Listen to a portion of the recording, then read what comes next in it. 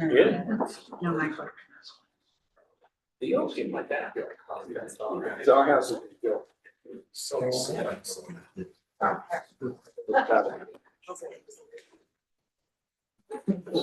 Maybe they ever doing that. Are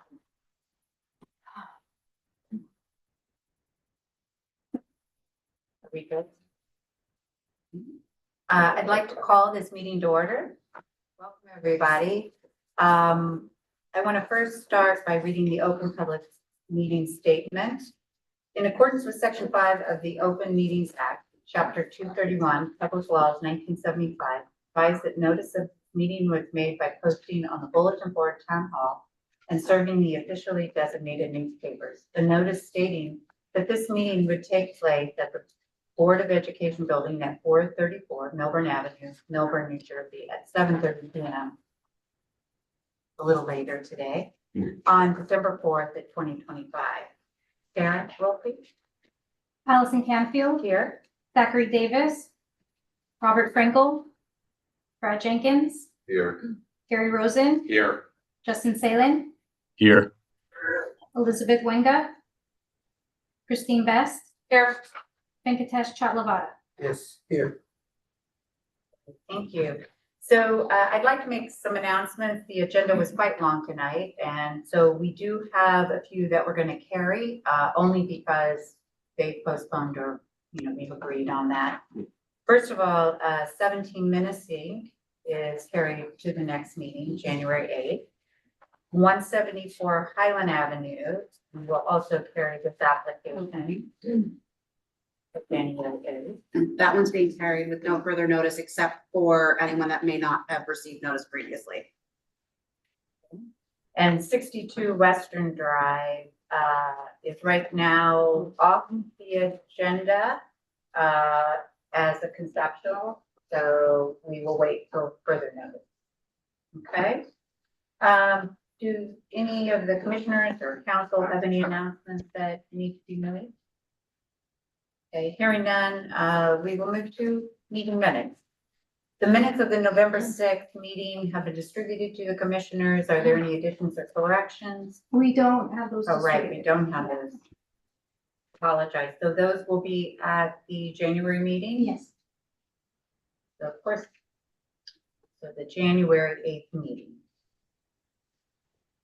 Memorializations, application number 620, 67 Myrtle Avenue. Is one of our memorializations. I'm going to just list them and then we'll take a motion to approve. The next one was number 619, 171 Highland Avenue, and application number 618, 51 Chestnut Street. Do I hear a motion to approve these memorializations? Motion to approve. Do I hear a second? Second. All in favor, say aye. Aye. Opposed? Hearing none, we will now move on to unfinished business, which was 17 Menacing Road. We're repeating right through this. And yes. And then the next thing on the agenda is all the commissioners received the report on the Woodfield District, correct? I'd like Matt to answer any questions that we might have, possibly, what we feel about this report, or do we approve this report? So does anyone have any questions on this? This is the self-designation of the Woodfield District. No, I think the report is very thorough, goes through everything. It's like we discussed last time, it's nice that we have people that want to self-designate. Yeah, I don't think there's anything else really outside of that, like that really needs to, the history, that flyer that we had last time was very informative, very, very helpful. No, I don't have anything else to add. No questions? Okay. No question. Okay, so first of all, we need to vote on approval of Barton's report. Yeah, and that it meets the criteria and continues all the information. So, do I hear a motion to approve? Motion to approve? Do I hear a second? Second. Who's second? So, Justin, thank you, Justin. I forget you're out there in space. Great. So the next thing we will vote on is, notice to the resident. So that is part of the designation process. So if we could take a vote. So it's certified letter. Again, this is the neighborhood driven, so they all know that this is, they've signed a petition, majority of them, so, we will just send a notice that,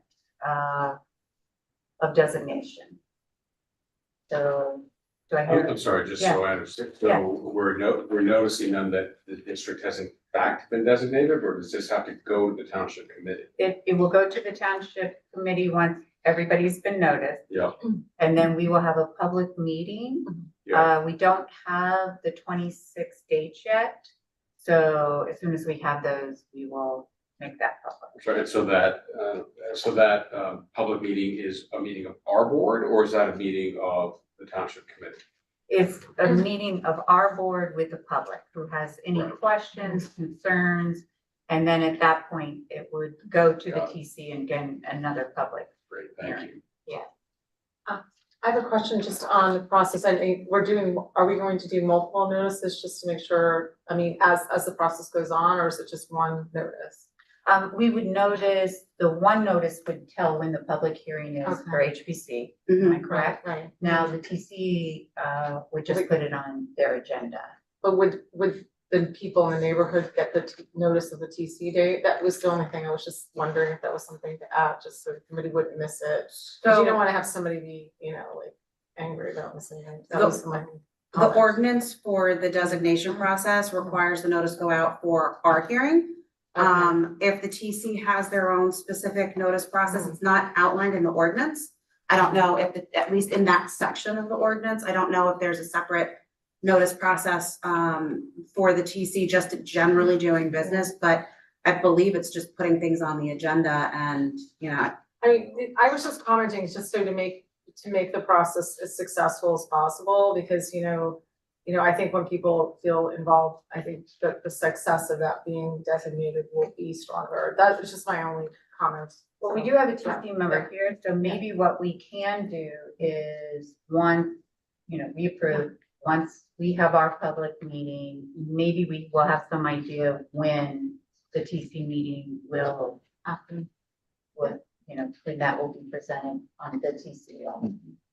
So the other thing I would like to add is, even though we are designating the Woodfield section, but the borderline houses can also be impacted.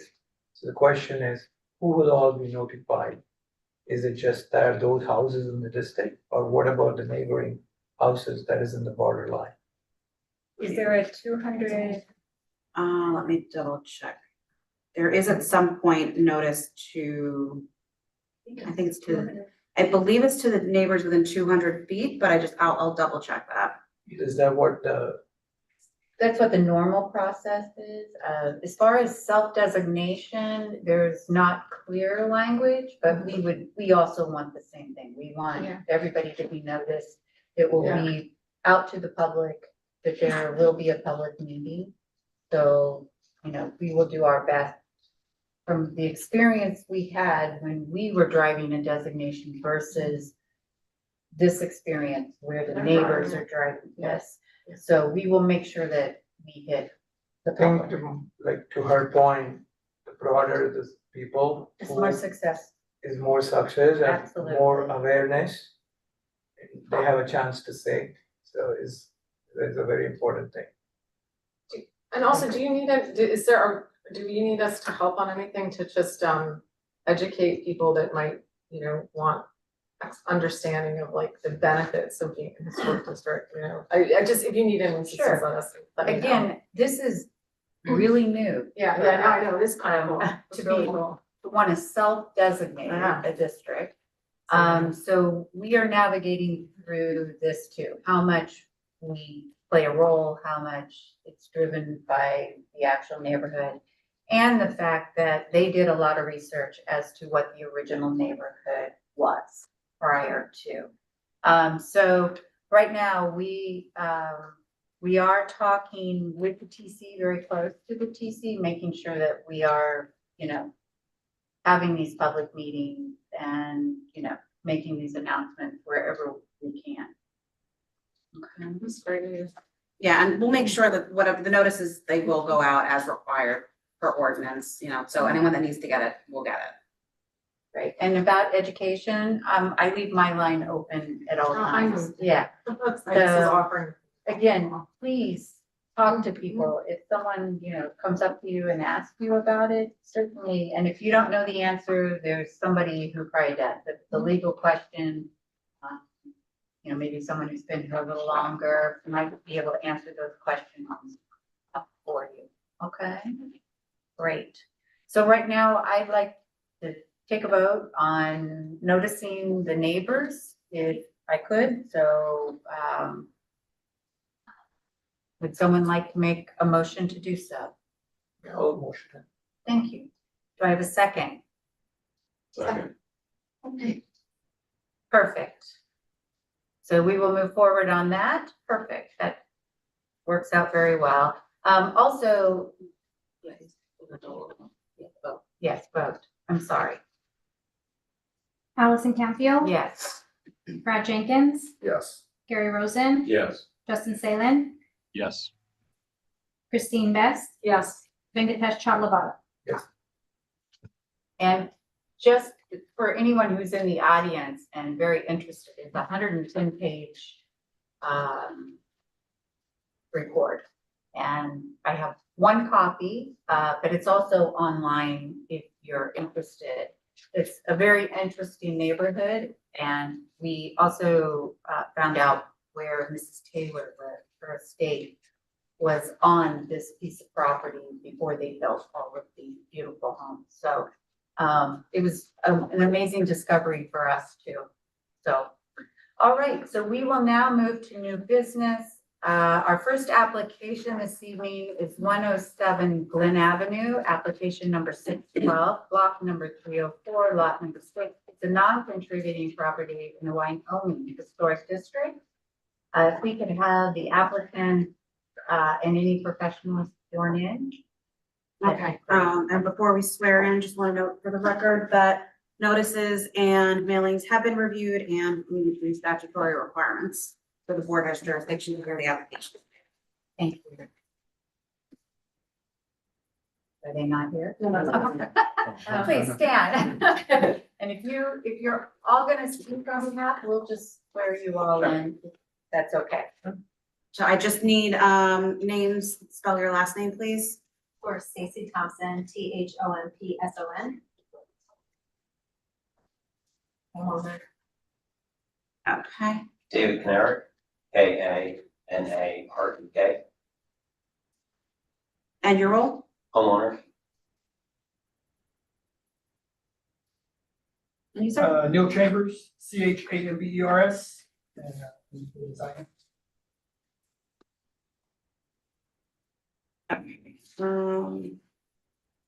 All right. So, Mr. Chambers, you said you're the designer. Are you an architect or? Yes, my training, I was trained as an architect, architecture at Clemson University, Okay, and are you licensed in the state of New Jersey? not with architecture. Not with architecture. So what testimony will you be providing tonight? Overview of the design. Okay, so it's not witness, not expert witness, but witness nonetheless. Fair enough. Okay, so do you all swear or affirm that the testimony you're going to provide this evening will be the truth, the whole truth, and nothing but the truth? Okay. Please proceed. Who wants to start? Want me to, like an overview of what we're looking to do, Sure. and then I'll turn it over to you. That'd be great. My wife, Dr. J.C. Thompson, and I have been living in town in this house since 2009. We're actually previously before the commission in 2015 or thereabouts, where we were doing a major project. And through that, I think we really learned the requirements that we needed to adhere to, and appreciated what the commission was trying to get to. And as a result, when we were looking to do this project, we really tried to craft our plans to adhere to the design and character of our house and community. The prior project that we did resulted after we did more of the work with a basic patio in our back with actually having a half wall that we thought was, you know, seating area, but as it turned out and as we lived in the backyard, it was really a limiting factor with our usability of the yard. And so we retained Neil Chambers Design, really with an open idea of just what can we do better with the yard for usability, and also maybe bringing in some more native planting.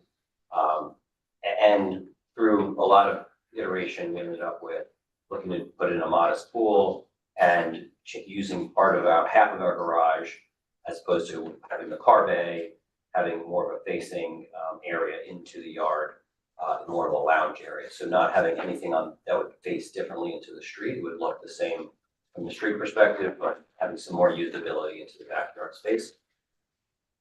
With those two ideas in mind, a lot of the other things that we have now presented, including changing a little bit of the driveway and then the patio, really done then for to conform to our lot coverage. So there was a lot of extra work that we tried to do to manage this requirement. So the end result is we were just looking to do something that improved our backyard, the usability, and really looking forward to getting started. Great, thank you. So you want to walk us through some of the changes here? We see Sure, them. so in the drawings, you can see that, a lot of the decisions were driven by, making sure that the impervious coverage of the site was not, doesn't go over the impervious of allowances. That was a big concern because of stormwater issues that are in Milburn. From that, though, the other aspect was to try to make the backyard more usable and more of a flow. Right now, the current conditions is that it's very chopped up and it's not really used very well. There's an old play set that would be removed. And then the real idea is, with the pool, there's also a new deck would be put in, to really create multiple spaces where people could gather and really be able to use the space, the overall backyard. The way I like to always say is, like, you know, our backyard should be the biggest room in our house. And so this whole idea of, really incorporating the overall space. So the garage is, garages in this area are often used for storage and not for cars. And so we were looking at maintaining, as David was saying, one side of the garage for a car, but then the other side would be more of a outdoor pavilion that would allow them to both be outside but under shelter. From a kind of how is that garage being changed? We're not really changing anything except the doors. So the roof is staying the same, the front of the garage is staying the same. It's basically maintaining its character only, but there are two large bifold doors that are planned to allow the two sides of the garage to open during warm season, so that it can feel really, to kind of blur the line between indoor and outdoor. Just to be clear, those are additional doors in the back and side, Yes. not changing the current forward facing doors. Correct. I try to make it clear that they are actually facing, they're of the four sides of the garage, those two walls are actually facing away from the street, and we felt would maintain the character of the space as it is.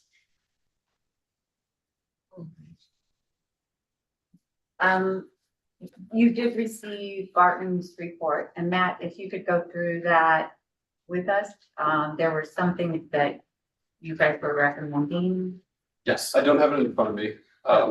Can we give you a copy? Yeah, if you don't mind, that'd be No. very helpful.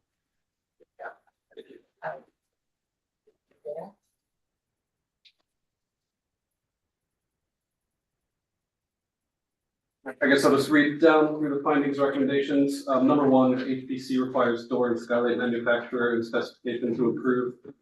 So really just any cut sheet for both of those. Yep. Okay, yeah, so, you know, if you can send them over our way, we could approve them for. And then number two, decking and siding to match the all railroad open top substitute.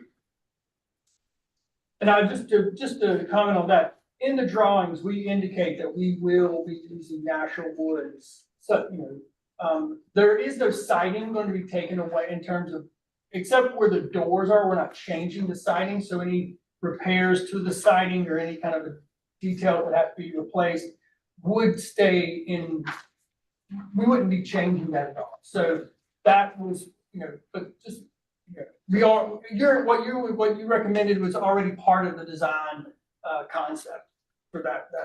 So just for clarification, no composite stuff. Right, No so we're all composite. now. Okay, very good. We typically use sustainable materials. That's one of my background is sustainable design, and so we do typically always use sustainable options unless there's absolutely no alternative.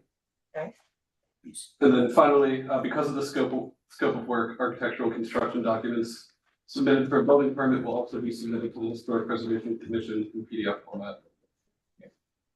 Yeah, And I would agree be- with all of that. Yeah, I mean, just to say, like, we wanted, as clients and as a team, we really wanted to come to you. One of the reasons we didn't submit, the door specs was that if there were any concerns, any questions, we wanted to hear from you first before we kind of selected them. We do want, or the idea is to have bifold doors, which are, doors that kind of, holding away Yeah. and really open a really nice space. It's a Yeah. really great way to do it. So, yeah, I was gonna say something else. Yeah. So we're clear with the stipulations. Yes, and then there was one more stipulation that we talked about this morning, just also a spec sheet of the stone stairs, or an example, or some type of material would be helpful. Yeah, that's usually, we usually use a Teco block raffinato, which is a very classic look. We use it a lot for historic spaces because it kind of walks that line between kind of modern but also traditional, and it's a really nice way to blend the two concerned with, And if that's acceptable, Matt. Yeah. Okay. I'm sorry, what kind of material is that? It's a concrete stone for steps to the deck. You called it. Oh, the manufacturer is Teco block. The type of step that they use is kind of raffinato. It's a really great product. So with that said, do we have any questions, commissioners, and questions, comments?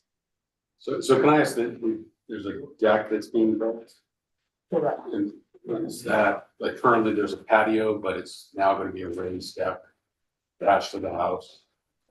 It will be, yes, it is, it's attached to the house, it's only 18 inches high.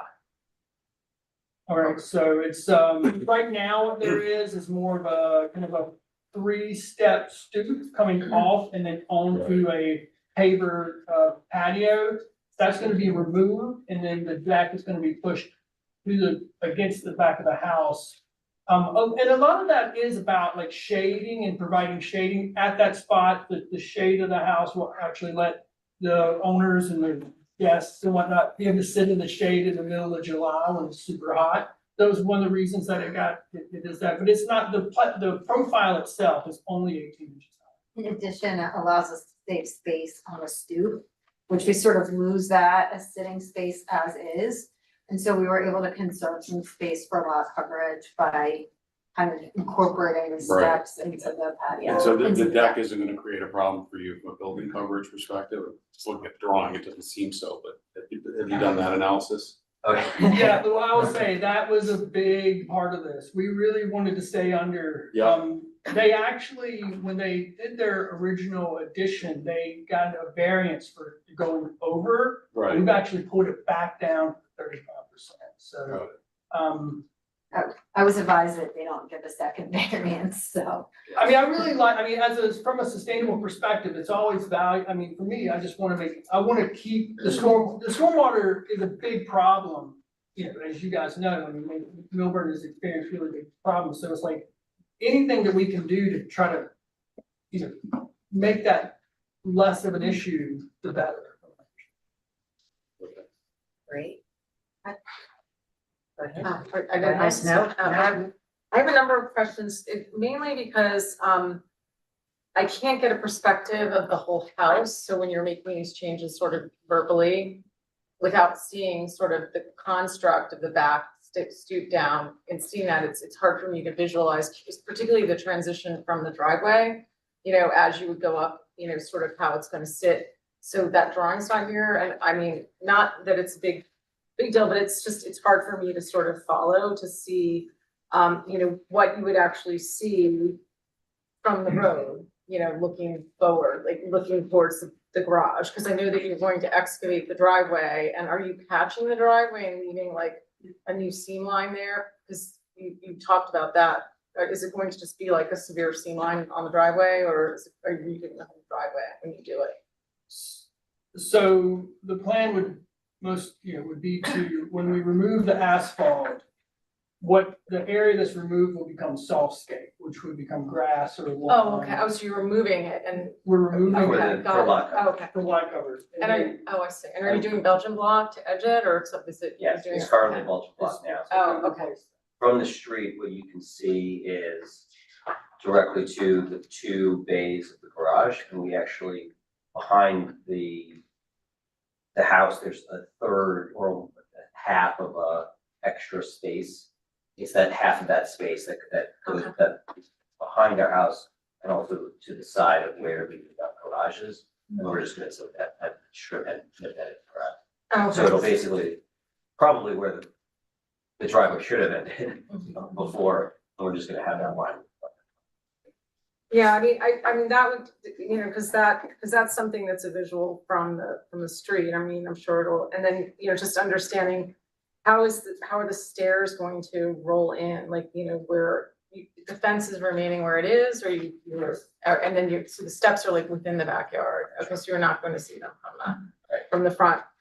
And then I had some questions, because actually we had looked at this in the minor review committee. So the fire pit area that you had on your renderings, is that gone? Like, it's in the backyard? I swear I saw a fire pit somewhere that was existing. Are you ripping that out, or maybe I'm just crazy? There's no fire. pit Okay, it just looked currently. like there was like a, I think fire we've been pit at talking some about point. putting one in the back corner, but it was gonna be a temporary structure anyway, so. oh, okay, because I just was like wondering if it was gonna be impervious or not impervious. And then, the pool is not fenced, right? I mean, the yard would be fenced, okay. And then, I mean, that's more of a zoning thing, but, and then the other thing I couldn't get a sense of, I mean, obviously, the windows, you know, are going to be in the back and the side of the garage. How does that impact the neighbors with, you know, with these large windows? Like, how many feet away are you from the property line at that point? I'm just thinking from a visual perspective, from somebody like looking in, you know, how close the house is, because I don't get a sense of that from the drawings.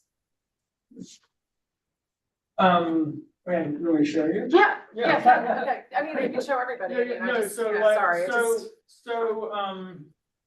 And Christine, there's an aerial here too. Oh, okay, yeah, no, I saw that, I was just trying to see, like, you know, is this gonna be like in front of somebody's kitchen and there's a giant window, you know, No, that's so what I was Can trying you to. hold that up?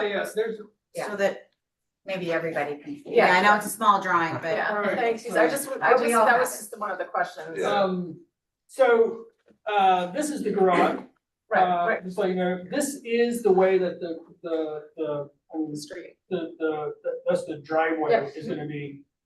It's this wall, Oh, so it's far, okay. it's, yeah. It's not and- the other side. Yeah, okay. so it's actually, and there's actually a new wooden fence that runs the entire length. So Okay. in terms of like visual, it wouldn't, there's no visual impact from the neighbors. Okay, and then on the pool, like, is that a fully flush, is the pool fully flush with the ground, or is it elevated up? Because you created, you dropped an image in there, which isn't really part of the pool design, it was more like sort of an aesthetic. Right. What? It said flush? Okay, I wasn't sure. Thank you so much. Do you have any other questions? Yeah, I just have a simple question. It's kind of based, similar to what Christine was talking about. So, if you're getting rid of all the brick that's back there, that's all being ripped out, that's gonna be gone. And there's gonna be grass. Is there going to be a walkway from the driveway through the fence to the deck or around the deck? Or is that nothing? It's just gonna be grass? Yes. Okay. The Okay, Hampton School, you know? Yeah. okay. It's the No, I was just exact wondering if there was a information. Yeah. Yeah. It's a little bit more, it's a little less formalized in some way, but a lot Yeah. more kind of, Minimal. yeah, minimal, but also it gives it a little bit more of a natural feel, you know what I mean? So it Yeah. doesn't, it's not hardscape everywhere.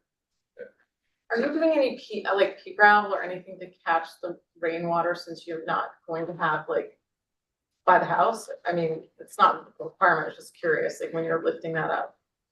But we weren't Okay. intending to do anything. Alright. And I think having the construction drawings and it having to go through, building, right? They'll be able to advise you. Again, that's why it's important, construction drawings are important. Certainly, I don't know you have any more room to keep improving this house, but maybe moving forward a conceptual, so you do understand. But we really need to see, as you can see, we're struggling sometimes without construction drawings, but I feel comfortable with Matt and Barton, making sure that you filled your applications, so you fill your applications here. There aren't any more questions. No. So now I'm gonna ask, is there anyone in the audience for this application? Allison, do you mind if I just ask two quick Oh, questions? absolutely. So I'm just kind of, what is the distance from the wood deck to the pool? I don't know. off the top. Okay, it's not like crazy important. And then the same thing with, so this deck around the pool, would that be the same stone that will be used on the stairs, or is it definitely different? It is, it's actually, it matches the Okay, stairs, yes. perfect. All right, then I'm all good. Great. And you'll confirm? Yeah. Okay, thank you very much. So again, anyone in the audience for this? Okay, we're opening the door, hearing none. Would anyone like to make a motion to approve this application with the, information that? Trustee. Yeah, For the windows, the doors, the blocks, so I think too. Turn around for. yeah, so speak Oh, up. yeah, yeah, and then What the trimming is up, Whatever the the trim. windows on the, the. Right, so consistent with the skylight, yeah, so, Construction of the building. the skylights, the bifold doors, whatever the trim, which I imagine will be wood. Yeah, I think there's pretty basic trim on the garage anyways, but Yeah. just to confirm it. okay, and construction drawings, in a PDF format, and then also information on the Techo block. The materials. I wanna say techno. I'll give you cut sheets for that. Perfect. Great. Okay, so do I hear a motion to approve this application, Motion. with these changes? Yeah, motion to approve with all the stated changes. Thank you. Do I hear a second? Second. Awesome. Sarah? Allison Campfield, Yeah. Brad Jenkins, Yes. Gary Rosen, Yes. Justin Salem, Yes. Christine Best, Yes. Venkatesh Chatlavada. Yes. Thank you. Good luck. Thank you very much. Thank you. Yes. All right. So application number 2, we have moved to January 8th. So we will now move to application number 3, number 626, 8 Chestnut Place, block number 2104, lot number 4. Is a contributing property in the Third Hills Park District. This is a regulatory application to construct a house additions and other associated exterior improvements. And we have the professionals and applicants. H. Hudson. I'm sorry? Is it H. Hudson? Yeah, sorry. I'm That's sorry. Next time I'll, yeah. I'm sorry about that. No, So that's excited. okay. So we're gonna swear you in. Oh. Is that okay? Anyone who's going to speak on behalf? All right, so I need your full name, spell your last name, please. Sure. Ross Prenticeman, that's Krenttzman, and I am the homeowner. The new AV guy. Daniel Duvenet. Daniel Dubinepp.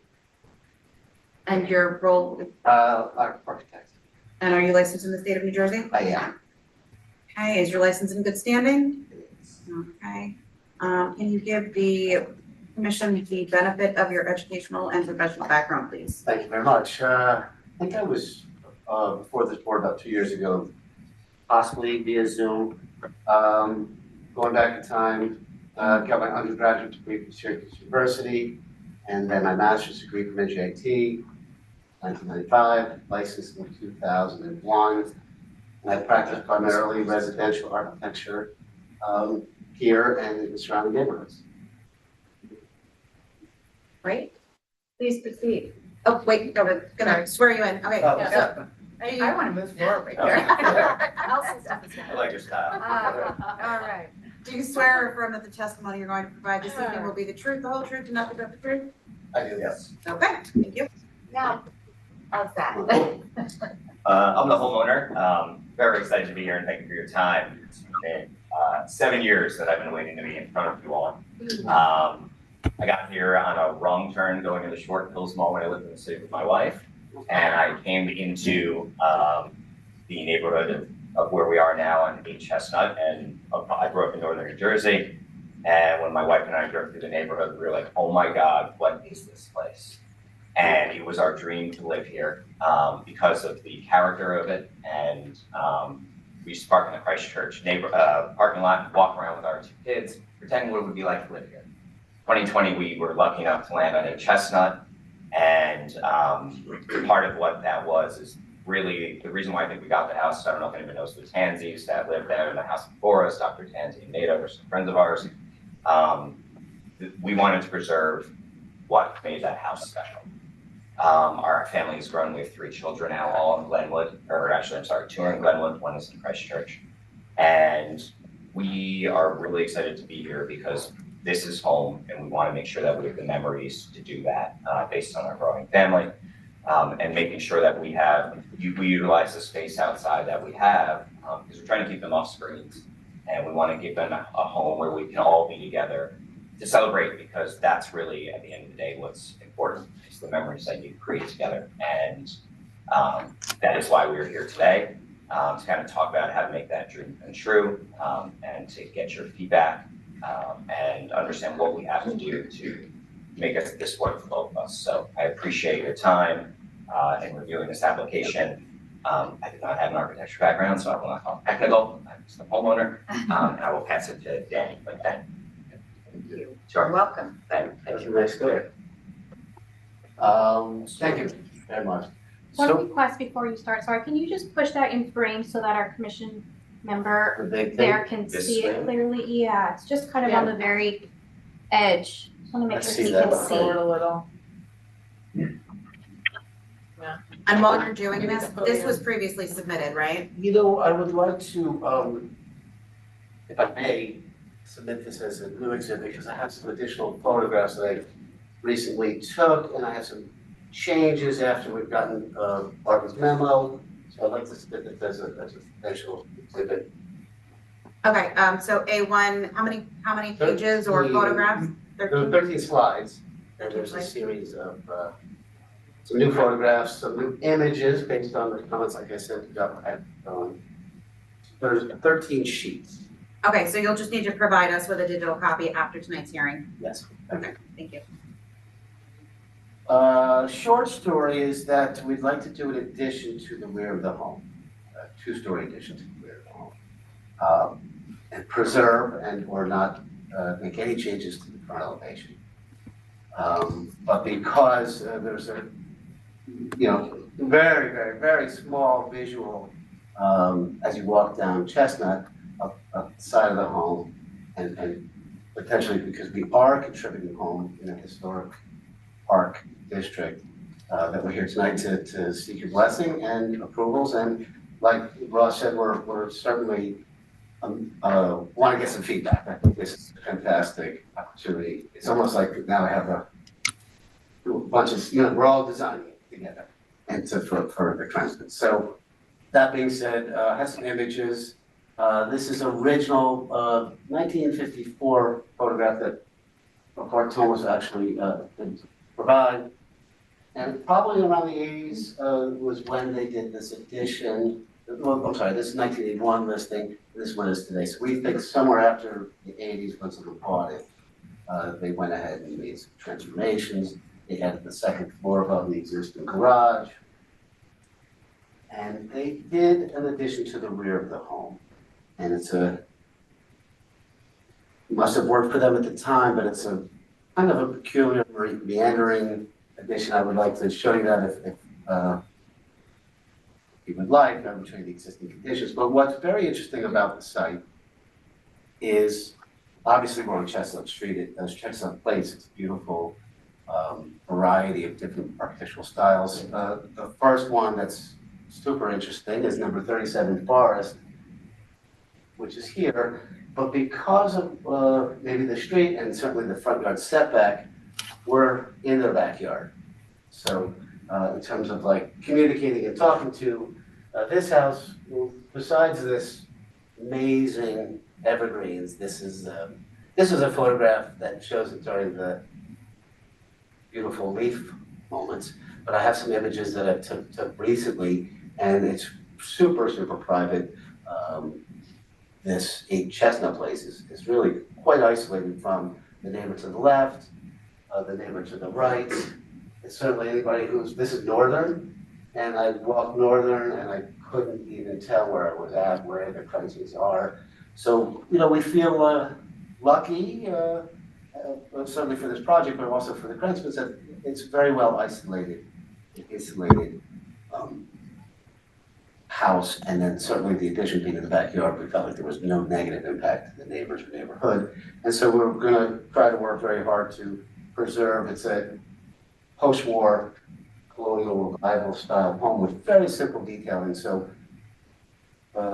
potentially with the 2-story addition, it's starting to change its character a little bit. So we'd like to, based on Barton's comments and considerations, reduce the detailing, reduce some of the kind of stylized that we want, but then ideally maintain the spaces that we want. So let me get to that. I think certainly if we needed to see this is like kind of stood in the backyard, and I walked around and took these images of the backyard so you can see how very private it is. So this would be the adjacent home to the right. This is how the current house is today. There's a 1-story addition to the back with a balcony. And this is obviously, I'm gonna say, kind of winter scenario with no leaves on the trees. And then if I move to the right, then we start to open up and we see the neighboring property, 37 Forest Drive, so very well insulated. I think the only thing that they share would be maybe the view of 37's pool house.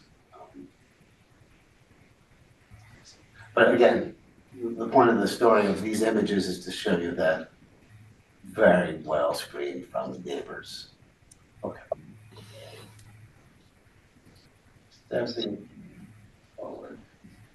The project is all located in the rear of the house, and if I may, and I'll take you through it very quickly, but let me just show you the existing conditions that we have.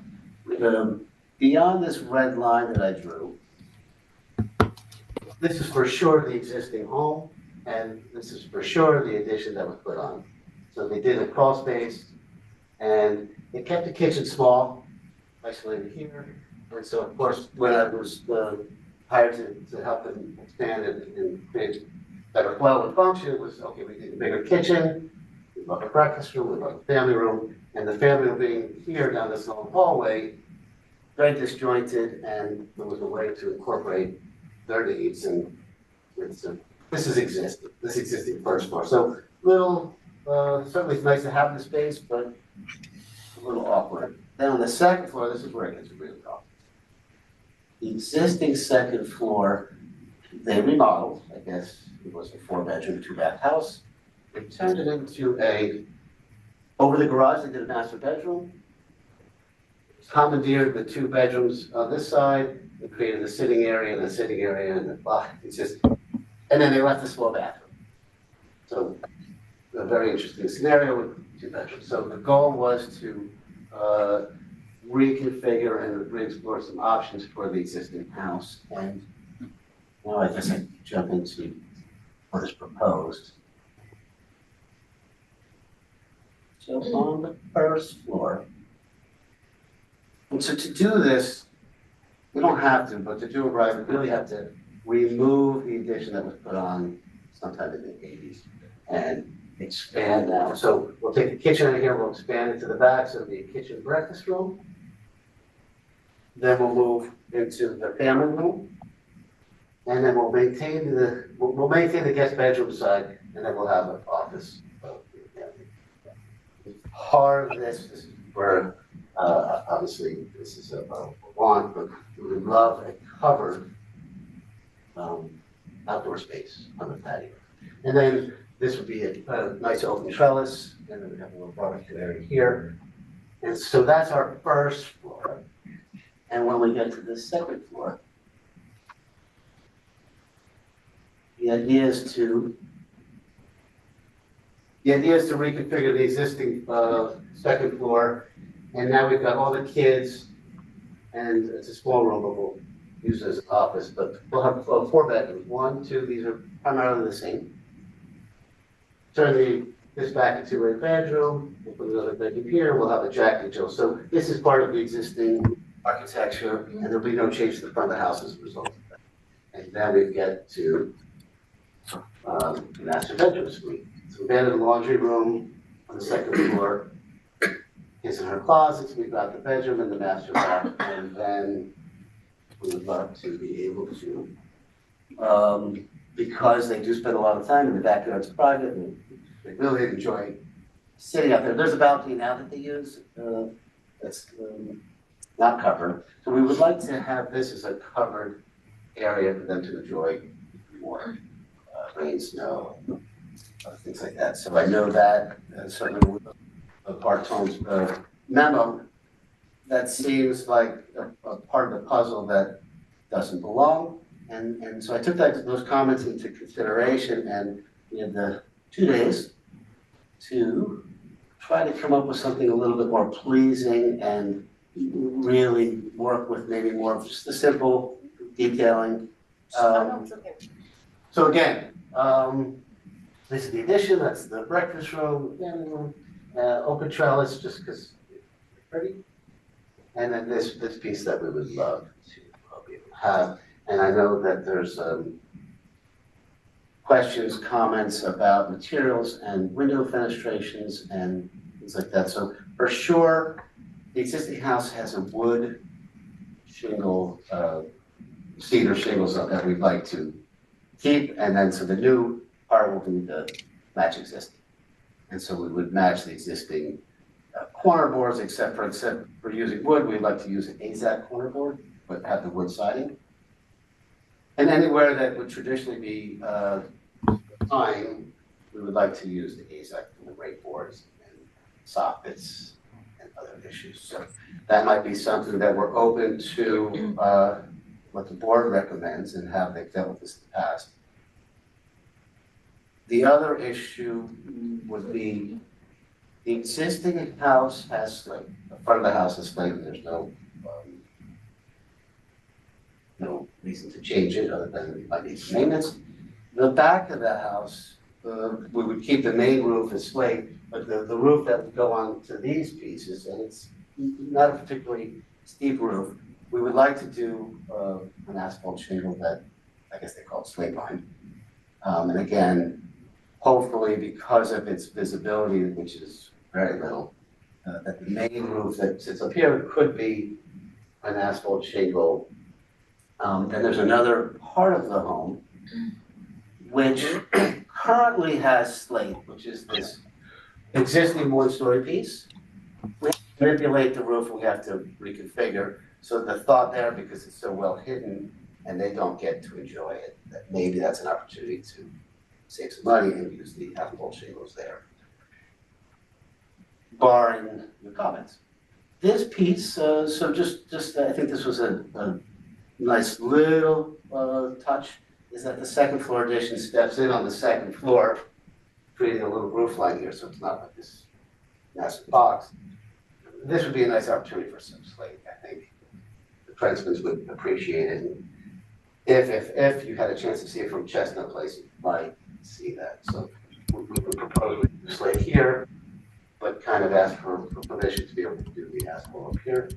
In terms of windows, we are definitely going to do Anderson 400 with the full dividing light, which seems appropriate for what's on the house now. There's a mixed bag of, on the front of the house, it's 8/8 window grills. On the side, the existing house moves to 6/6, so we just kind of kept that theme. But again, not something that we feel strongly about, that the board does, certainly look at the different grill patterns. We've gone ahead and added shutters, which weren't there before in your package. So we would propose on the existing side, which doesn't have it, and actually looks really good. Yeah, that's right. We would add the shutters, and then on our new parts, they're adding some shutters. Yeah. And again, there's some other interesting details that I normally do, but doesn't mean that I have to do, which is, I try to make the breakfast room feel like a sunroom, so I kind of detailed it with these panels, which is not really compatible with the front of the house. But often, the fronts are a little bit more stern, and the back of the houses usually can get a little bit more playful in terms of architectural styles. And again, but not I guess, a sword to die on, if you felt like that was not appropriate. So yes, we would love your feedback and be able to help us get them the spaces that we know. Thank you. Awesome. We'll start with Matt, if you don't mind. Yeah. We're running Thank you. through this again. Get your steps in.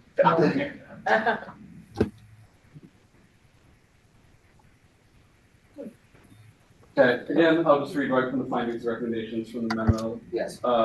We recommend that this application requires more information to be approved at this time, including window, door specifications, what type of siding. There seems to be a mix of asphalt, imitation slate shingles, some real slate is proposed to be removed. There's stone facing at the addition, porch railing material.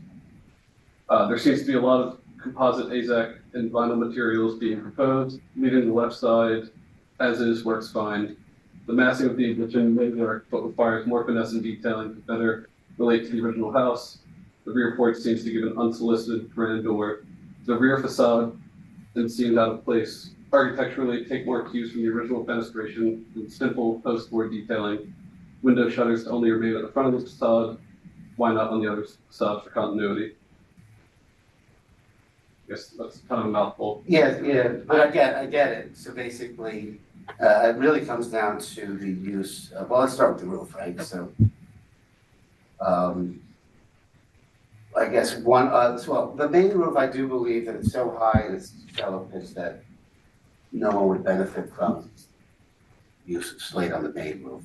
However, the board felt, certainly, like, I think it's a wonderful idea to add slate to this portion. If the board felt strongly about this area or not. I spoke to Ross and he leaves it in your hands. In terms of the materials to be used, so on the railing on the second floor, I specified a composite, but a very expensive, or I should say, more high-end composite material, only because what's there now is a wood and it's falling apart and maintenance, but of course, I spoke to Ross and he said he prefer we'll do a cedar painted railings. And all the other components that make up the trim, it's really all the trim details. If we did AZAC and we painted it, if that makes sense. Sometimes the AZAC out of the box and no one paints it, it looks plasticky. Yeah. But you put a coat of paint on it and putty the holes and all of a sudden, until you really get into it, you don't know it's not wood. So I guess we would definitely testify that we would paint the AZAC if allowed. And certainly the railing, because I would like to do a beautiful railing if we get a cedar railing. And then I don't know if this is the appropriate place, but we would also testify that we would maintain all the landscaping on the property. So most of the trees are ours, and we would like to say that we would maintain it. So if anything died, we replace it. If it fell, put something back. Yes. Yeah. Certainly I have some questions, but I can start out. Yeah, go ahead. Great. So on one of the photos, it looked like you had a flat roof. Is that a flat roof on that back? No, it's Just a low. maybe it's this guy.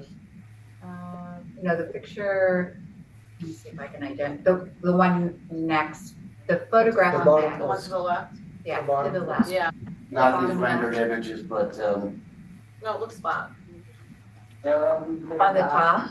Yeah. this thing, Mhm. You that's don't just have the- because the perspective so it looks flat. Because it looks like, to Alan's point, I was gonna actually ask you a similar question, can you just go, because I'm not trying to interrupt Allison, Yes. that image there that shows the peak over the roof, the second floor deck area, Hmm. it's like you're not seeing that, and that's why you're seeing it as a flat roof. So it feels like that image needs to be rendered in there, because I was gonna ask you. Yeah, I like to show the perspective as if you're standing on the ground, what you see. So obviously, if you look at the two-dimensional textual drawings of the side of the house, it's a significant Okay, yeah, that's what. elevation, yeah. but because of its pitch and because of the angle, that's why I kind of suggest that, it's not necessary to put the slate. And primarily because of that, I didn't realize that, but yes. So can you just give me approximate square footage of what you have currently slate and what you'd like to change then to the asphalt? Yes, and I think oh, I do, great, I have a route plan. So I would like to illustrate the areas that would remain slate. So, this is the front of the house. Right. So this is the slope facing Chestnut Place. This is the front that would remain slate. The back would remain slate. We'd have to remove some slate to be able to do the addition on. So this would be slate, and then this stays slate. So what's in question would be this, addition, which is on the second floor, up pretty high. We'd like to do this as the asphalt. And then this is where we'd like your guidance. Right now, this is all slate. And we have to manipulate the roof. We have to raise it a little bit. And so that's the conversation was like, well, no one gets to see it. It's too muddy. Let's go to asphalt. But like I said, not a real important image for us. I mean, the only part of the roof that you'd probably see from the backyard is this piece, which is, if I may,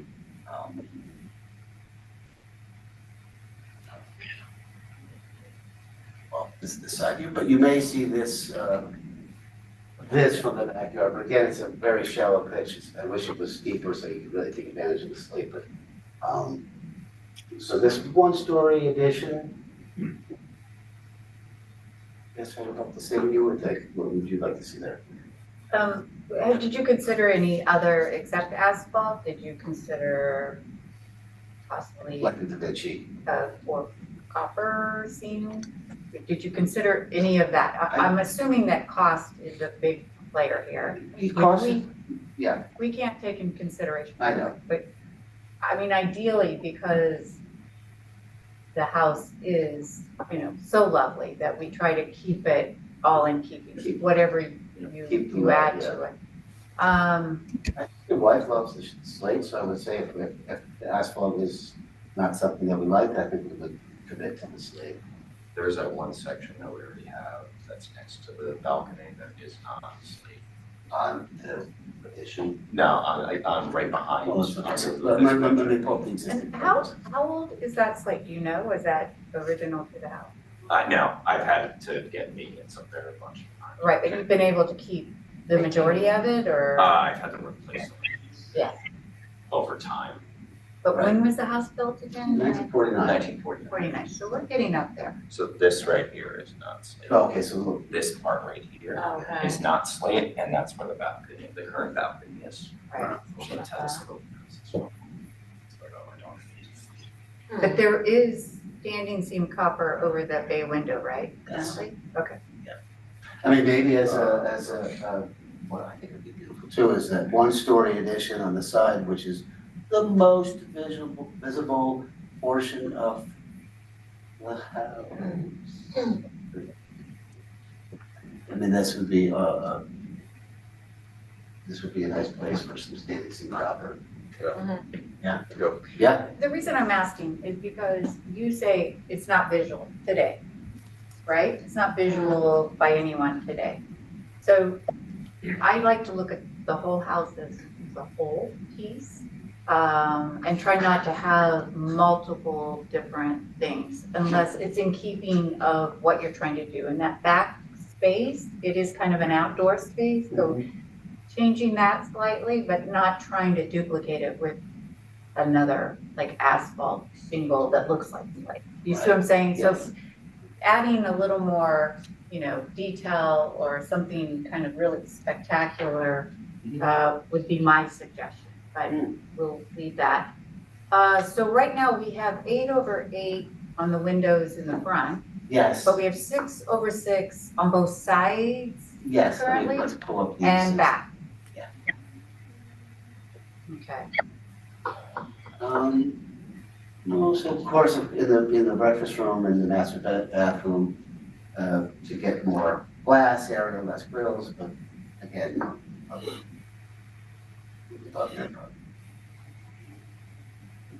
I'm just clarification. Yeah, I'll I'm sorry. let other people, and the French doors also, whether we, Yeah, that could be improved upon. That is, didn't do many divided lights in that, door, but that certainly turned into I guess, 18 or, they're tall doors. So if we wanted to make it more traditional, we'd have, 3 lights across the top and then, 1, 2, 3, 4, 5, 6, 15 lights.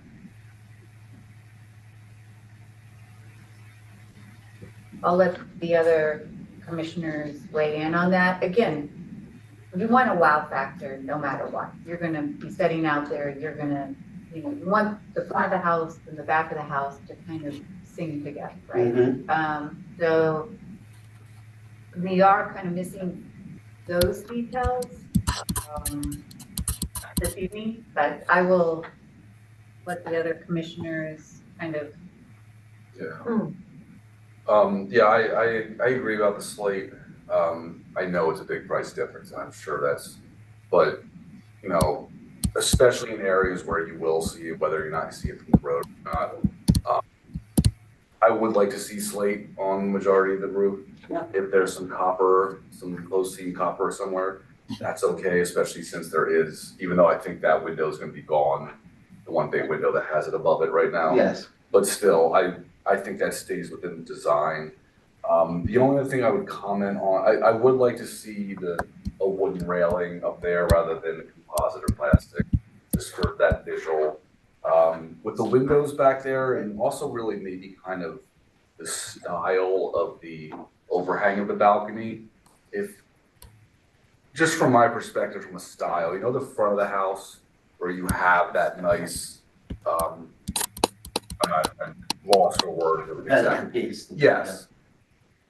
Something like that expanded instead of, because when I see the back of that house, and especially with that curve. Well, that was the best thing It Mark looks- said, is that was, It looks kind of southern to me, like it looks like something that would be on the back of It's like a exciting, but it South Carolina doesn't- house or something, yeah. like. it doesn't really work with the detail in front, so that was a fantastic. But I would think something, if Yeah. you could work on that to make it a little more colonial, Yeah, right. so it flows from the front to the back of the house, that's just minor design detail, that's not really a big thing.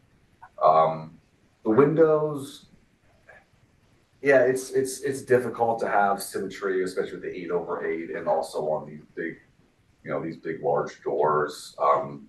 If anybody else has any comments about that, I don't have any issue with the size of it. I understand why you want the light. They're gonna be those sort of bifold doors, right, that would open completely on the back there at the bottom? Right now I would plan, well, upstairs is a pair of quad sliders, so Okay, they're really free, because the handles come together and then they push open. On the lower level, we had French glass doors. okay. One French, then the stationary, then the French. Oh, okay, so the middle is station. Yes. I think that's about all of my comments, and yeah, just some sort of symmetry with the windows. I know you have some 6x6s, but especially since you're getting rid of a lot of the windows as it is. So if you could find something, that could continue that 8x8 in as many places as possible, or obviously there's some windows that These are are big small. windows, they can handle 8x8. Yeah, if they can handle 8x8, I would personally like to see that, because it just carries on the theme of the house. So yeah, that would be a suggestion I would make, but otherwise I think overall the design itself is how you designed it, the flow, everything looks great. I just think it's just some small design pieces, and really the asphalt shingles instead of the slate. I would much rather see Yeah, slate on the majority of the roof. Yeah, I would say this would be a great opportunity for the slate. There's slate on there now, so basically the roof Yeah. ends here, and we have to extend it. So as being price consciousness, but I think it's. Yeah, no, trust me, I know how much. Yes. If you can justify, okay. it's 100-year, right? Yeah. They say. Oh, yeah, yeah, oh, yeah. Repairs and maintenance and stuff. Mhm. And then, what's exciting, I guess, is this is the existing roof that will remain slate. That's a big detail to me, is like, if you're in the back of the house and you're looking at it from a certain angle, you're Yeah. gonna see this asphalt and then it's gonna go into slate. And I just don't think that's gonna look Yeah. that great, just from a visual perspective. Thank you. Christine, just real quick, going back to the AZAC, any flat surfaces on some of those trims? Because my experience has been that you put a nail in it or a tack or whatever, it expands eventually. So for me, real wood really works best on all of these trim pieces. Yeah. I don't know about you, but how I found out was I'm hanging decorations Oh, and realized that when you poke holes in it, it doesn't now like it. you have something that's twice the size. Right. So, you might take that into consideration too. I prefer more a natural painted prior to going up. It's not like you have a lot there. You're adding some more. Certainly the pillars and stuff, that's a composite, which Yeah, but I will say any of the big flat surfaces, my Okay. experience has been, eventually it will take on water. We hang a lot of decorations, so that it's for us, I'm so. telling you, I had yeah. to learn the hard way. Yeah, I Replace don't want it to learn the hard way. all. It doesn't help me today, I trust it. Yeah. But again, I mean, I would prefer cedar or painted Yeah. wood. well, that's me, just painted cedar. Yeah. Fine, like, Yeah, the fine part. there's finger jointing and. That'll rot. Yeah, it does rot on the pine. Yeah. It's just- I mean, you're asking for suggestions and certainly we're gonna give them to you. So anyone else? I have, are you? Yes, Oh, thank you. I don't wanna. No. Okay, so, I totally agree on no AZAC, just because there is a different texture to it. I mean, even if you paint it, and also the molding profiles are more rounded and they just don't look, as traditional, I guess, is the word I would use. I mean, so I'm kind of like, definitely finger jointed pine, because I know your situation, but back to the cedar, or, I mean, I'm a fan of brow personally, because I don't think it looks fake, but that's up to everybody else. And then, I wanted to ask you, the shutters, are they, just the louvered shutters, sort of the plantation shutters Yeah, it in the was front, and are you only- doing that consistently in the Yeah, I was sides, just or? inspired by what they had in front of Oh, I just didn't, I just was wondering what you guys decided to do.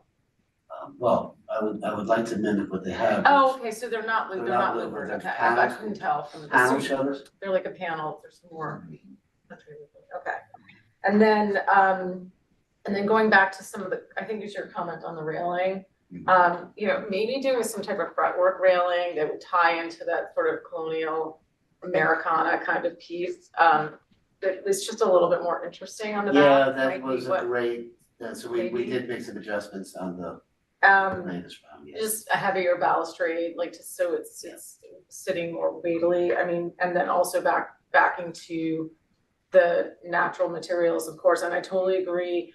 I mean, look, it's my house, I'd probably not be able, but I agree on the all slate. I think it's gonna look very patched together, so like it's where you can put in copper standing seam, even a metal standing seam to me that's, you know, like a dark chocolate brown would be better than patching with like, you know, just regular shingles. So that would be my only other comment.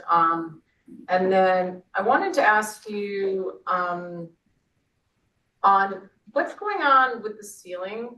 And is that like a wood board ceiling in Yeah, that, we've in the roof? changed our aesthetic on that. Uh-huh, So that used to have like a slope, flat slope, we're gonna just keep it flat in our new rendering. Apologize. okay, and it's a beadboard, it's like just beadboard, like, Yeah, we'll do a just painted beadboard or white, indoor okay. shiplap, ceiling, but okay. keep it flat, no California kind of. Oh, okay, yeah, no, just And then trying to curious. keep this detailing Mhm. clean and simple. So, and then is there a fireplace? We've got rid of it. You are, oh, so this rendering, okay, Yeah. that's the change, my bad, I Yes. wasn't following. And I mean, you know, when you look closely at the molding detailings, you know, it's nice, I mean, because it's just so white, I can't see all the molding detailings, but, yeah, I think that was my only question. And then I wanted to ask on the front of the house, the little, tiny roof that hangs over the garage overhang, is that slate or is that shingle right now? That's like, Oh, it's slate, okay. Oh, yeah. That's it.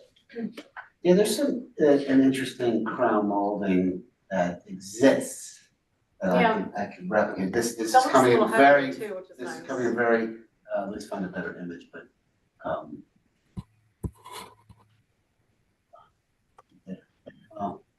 Can you pull up the original house? It might be kind of fun to see what was. yeah, Oh, that is nice. yeah, there's some kind of nice detailing up at the That's pretty. baseboard Yeah, here. that's nice. But I hate that window. Yeah, you can't really appreciate it from the street, like when I drove up to They it. were so far off. Wait, so in that photo they were louvered, was that the most recent photo on those shutters with the wreath on it? Interesting. So I took this, the photo that I zoomed in on was from Barton. This is what's existing today. Thank you. That's why I said louvered, because this is what exists today. I think the other image actually panels, but So it is louvered, oh, okay. do you have a opinion? I don't know. Yeah. Do I think it looks lovely. Yeah, but what makes it so nice is the hard. Yeah, yeah, that works. Yeah, the shutters are important to my wife, so she's the boss there. I just wanted to take a quick look if I can find it. Can you pull up the original though, real quick, just to see? Yeah, I You can just, tell. I apologize, it's so blurry. The next one over, the black and white. Oh, the black and white, yeah. It's interesting, it didn't have that pediment piece, Yeah, And the white pediments are shutters, nice. isn't that Yeah, fun? right? Oh, and actually that colonial sort of design didn't exist in the original. Oh, yeah. It had this little side, it just had like Door. little Right. like lights, Let's see if this is Above the door. quality. Yes, yeah. so there's a very cool crown molding head detail over those It's very windows. pretty. Yeah, yeah, I know those like doors too. Yeah, it's like, it's almost like that was more of a seventies ad to me, the Yeah. colonial, the second one. Yeah, like you bought the. Yeah, it's not as nice as, I mean, it's the original. And the fireplace is probably original to the house, right? This one, yes, and then they added a new one. We're gonna keep as well. But you're gonna keep the. We're keeping that one, but it kind of got swallowed up by the addition, but that stays. It's the new one in the back that you're taking out? No, we're gonna keep that, that's gonna, that exists, It's like not even close to the addition, it's on the other side of the room, so it would be on like this, yeah, so it's not gonna touch it. But staying both of them. Anyone else have any comments or? Can I make a suggestion? please. We have so much going on here. We're not 100% sure of the decisions that have been made. Yes. If we could let you go back, Mm-hmm. carry this application until January, and I'll tell you why. You can then come with all of the suggestions that we've added. You guys have had a chance to talk about it because I think we have spent some of your money here. Talk about what you can give and take on with the suggestions that we've given you. I know you'd like to hurry up and get this process done. You don't need a variance, so once Yeah, we're not in a variance, and we can keep going, we're actually interviewing contractors now, so that process takes. Yeah. We're not ready to date, or even submit for permits yet, but we can actively solicit builders and, And at the same time, make those thank you. maybe changes that you want to make. You won't have to renotice. We'll put you on for January, I believe, is the date. Because right now, I'm a little confused too. Where are you gonna put copper? Where are you gonna leave Thank slate? you. Then just another suggestion, on the balcony with the rails, maybe even capping some of those pieces with copper. Adding a little copper to add, you know, some special detailing there might be a piece. Also, I would like you to reconsider that front door going back to the original. Yeah, that's a great We'd be idea. happy to, right? I mean, Are you Jason, happy with that? I didn't put the front door there. no, just Why? No, this, just that, just this that piece, like this top furniture piece, piece. yeah. Oh, I didn't put that. No, but we could get rid of it. Because Oh, I yeah, think it's you kind of want rotting, it yeah. simple in the I- back, yeah. right? Like a heavier about, like, you know, rental on top, is that, yeah, that's very. And it will look better with the design you have on the back of the house. I agree with you that if that were to stay, maybe picking up that element, but now that I know it That's really not, wasn't yeah. original, So this thing, right? yeah. Okay. That's, And so then we'll make some decisions about materials and, roof materials, trim materials. What else? We could certainly, Windows. we have it written down too, Thank so, you. right? Is that correct? Fair amount of it, yeah. Okay. Okay. And certainly, Matt, you noted too. We can set up another Zoom as well. Okay, thank you. And you also showed one more thing, the doors, the French doors, you showed them in black in some of those photos. They're white, right? Got it.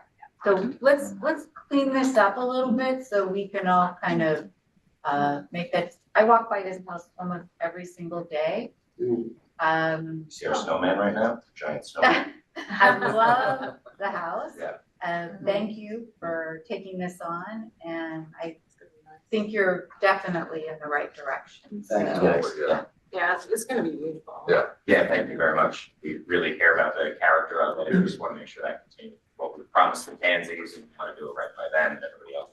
So, And someday I have a great story to tell you about that house. Oh, really? Yeah, so another time. Next time. Is This there is- anyone in the audience that would like to make a comment? We're not voting on it this evening. We're postponing it. Having none? Okay. So, Thank you guys. Thank So you. what is the date? That was fun. Really January 8th. Yeah, the Nice first to thing do. first, oh, yeah. Thank you.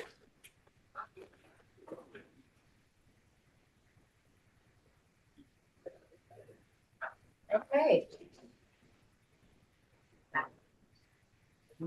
Carrying that to January 8th. We have to vote. No,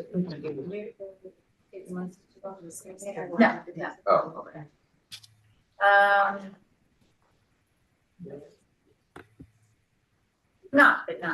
We have application number 62731 Northern Drive, block number 2103, lot number 6 is a contributing property in a service park district. This is a conceptual. Okay, so there's attachment to opinion. Application to construct a rear addition to an existing garage, new garage door, windows, construct a rear addition to the second floor, primary suite above garage, another associated exterior site improvement. If you can have everyone sworn in, that'd be great. 31. 31. Oh, Northern. Yeah. Yeah.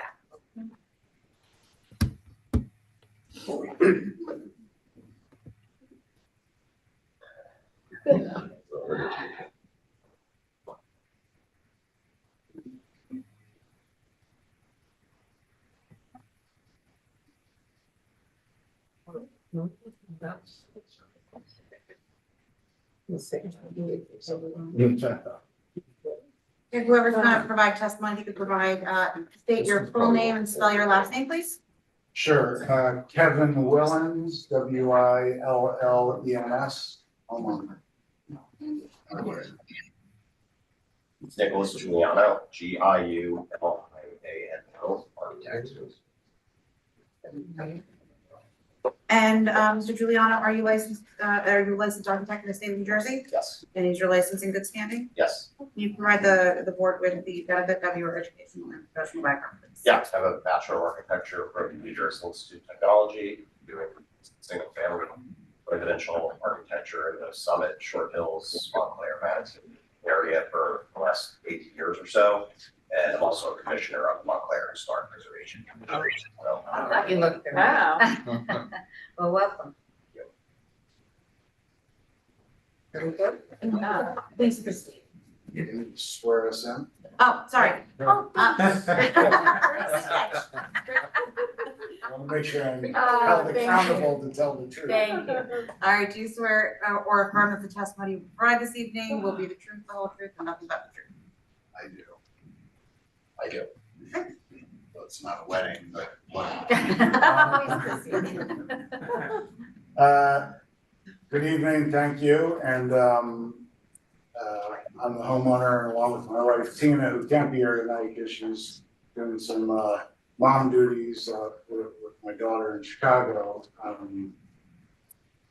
We're here to talk about what will be our third piece of work on the house since we've lived there. We've lived in Short Hills for 36 years. We lived in this house for 28 of the 36 years, and raised all three of our children.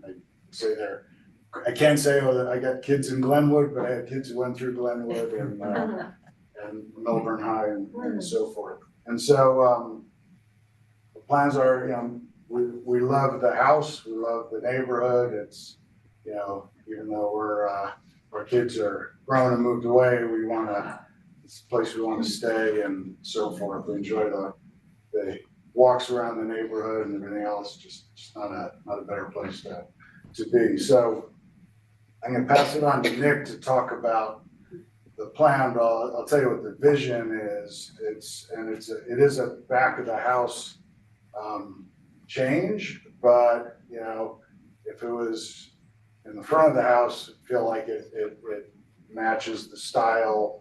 And for us, and we went through a lot of different versions. I'm surprised they didn't fire me as a client, but what we're trying to do is the back wing of the house, which is over the 3-car garage, which is not really a 3-car garage. It's the third bay is right up against the house, so it's not really functionally built for that. We want to make it a more functional garage, but importantly, above it, the wing above it is very low ceilings where it has a knee wall that only comes up 40 inches on one side. So a lot of the interior space is is lost just because of the low ceiling height. We actually did raise one side of it when we first moved in for my daughter's room and went through the historic commission. Now we're essentially just raising the whole piece to have 8 foot ceilings inside, as well as, you know, I think the other thing is we look at the aesthetic from the back. It was very plain back of the house, and we're just trying to dress it up to have it look as nice from the back as we feel it looks from the front and sides. And so everything we're doing with materials and everything else is really gonna keep consistent, and you know, that's really our goal, because that back is what we see, and we want it to feel like it is one house, and the style is changed. And even inside, because we went through a lot of designs of, you know, how that wing, how you go through the center hall to get to it. And if you're inside the house, it's very historic. It's all stained wood, and we want it to look like, you know, that we're not changing the center hall and everything, and the hallway that goes back into that doesn't look like an addition, but looks like just the continuation of kind of the traditional house inside. So that's our goals. We just need to expand about 3.5 feet for the back for the garage and the window placement, and elevating the minimum. You know, again, we did see other plans where it was being raised really high, and we didn't really like that because it looked like just a very big addition and was competing with the main house, and we want it to be a very subordinate piece like it is now, but just more functional. I actually think we're returning some of the work we did 30 years ago back to some more of the traditional look that it had. So that'll turn out in the next. I would like to make a comment and correct you. There wasn't anything boring about it. So it's very well done. So thank you. Yeah. Okay, so, yeah, Kevin stated, you know, most of the reason we're here for this project is just really for 2 practical purposes. One is to just make a more practical and realistic 3-car garage on the ground floor, and just make a more functional ceiling height for the 2nd floor primary bedroom suite. The house itself was built in 1931. You can see from the front brick Georgian colonial and revival. This piece side here is original. This piece was done in an addition 25 years ago. We have no changes proposed to the front of the house, and really the only piece that you could see from the front property is that on this side of the house, we're just replacing one rotted French door that leads out onto this balcony here. It'll be replaced in kind with the same side, the same light pattern, real wood, divided light, just, you know, new, so that it's in good condition. The current one, there's nothing wrong with it aesthetically, it's just rotting. So that's really the only proposed change from the street. And most of the work itself is in the back here. And you know, these photos, this is the piece where we're doing the proposed work. This 2nd floor is actually lower than the rest of the 2nd floor of the house. That was what Kevin was talking about preserving the continuity of the mid landing and center hall right now. The garage ceiling height is only about 7.5 feet, and the primary suite sits right above it. We intend to keep that floor level. We did look at earlier options where we made a new taller ceiling height garage, but we didn't really like that this piece was becoming just as tall as the brick piece. We like that the eave line of the house could still be lower than the main eave line on brick massing, and that the roof of the primary suite would still remain lower, even by lifting it just enough to get an 8-foot ceiling height throughout the whole 2nd floor in that area. And at the garage level, you can see, you know, it is a 3-car garage here, but the bays are very closely spaced together. On the end here, it's right at the corner, so you can't really practically get 3 cars in this garage and open doors, you know, even get back into the house. So we're really kind of just looking to do the minimum amount of addition out towards the back, just to be able to get a little bit more elbow room between the cars. The width of the garage will stay the same. We're not coming out any distance this way or out this way on this side. So sidewalls will stay. we're just extending 3.5 feet towards the rear. On the other side of this piece here, this was the work that was done previously by Kevin and Tina. This side, the primary suite does have a regular ceiling height because the shed dormer heat was already lifted. The back piece here has a lower that we're maintaining.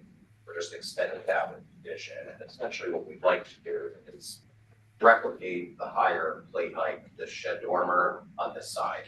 This is the side where the plate height is only about 3.5 feet. And most of the space in here is not really usable because of that. They kind of just use it as an office / storage space. Right now, there's a bedroom and a bathroom on this side because it works with the ceiling height, but the low height here doesn't work so well. So we're really just looking to kind of replicate this side, and we are updating the dormer pieces over the windows to harken back kind of more to the original window design that was done for the house in 1931. That's this image here, zoomed in shot of this. And then the last picture down here is further in the rear yard, there's a detached pool house that has a similar arched dormer profile that we're proposing for the new windows on a lifted plate height here. These are just some drawings of some of the details that we'll be replicating with the new trim work. Everything will be done in painted wood, cedar siding, gutters to match existing, slate roof on the new roof piece. We're going to try and preserve some of this slate roof for here, because not all of it is original to the house. The slate roof that's on this side is only about 25 years old, so whatever tiles we could reuse after demolition, they're in good enough condition, and then get a match for them for the new pieces of the roof. We'll look to do that. Here, I'm just gonna swap these now. So the brief overview of the site, main house, driveway comes off on the right side here, side entry garage, there's a patio on the left side. All of that remains, all of the driveway remains. This little shaded piece here is the 3.5 foot addition toward the rear of the garage. And then we're just extending the driveway just enough to be able to reach the new edge of the addition wall. There's currently Belgian block curving for the garage, which we just remove and relay to get to the new part of the garage. And the driveway is paper, so we're really going to just be able to fill in the new area with something to match without having to redo the whole driveway.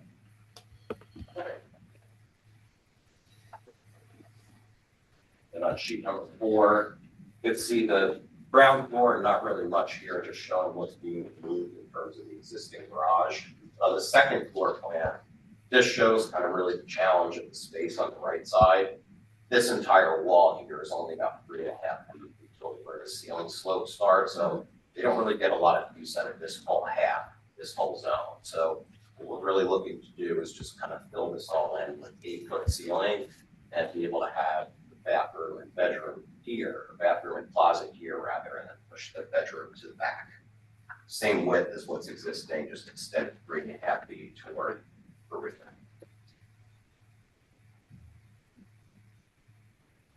So on the ground floor, the garage here now can kind of more practically fit 3 cars, still snug, but at least you can get in and be able to open a car door, get into the house from the garage.